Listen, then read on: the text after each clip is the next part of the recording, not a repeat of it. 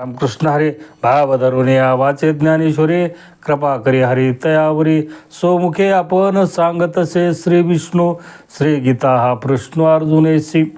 कारण संत एकनाथ महाराज या ओवीमधून काय सांगतात, आपल्या जीवनामध्ये जर भाव धरून ज्ञानेश्वरी वाचन केली तर भगवान विष्णू तुमच्या जीवनामध्ये कृपा करतात. या जगामध्ये कितीतरी लोक ज्ञानेश्वरीचं पारायण करतात, भाव धरून मग करीत नाहीत का? त्यांच्या जीवनामध्ये मग भाव नाही का?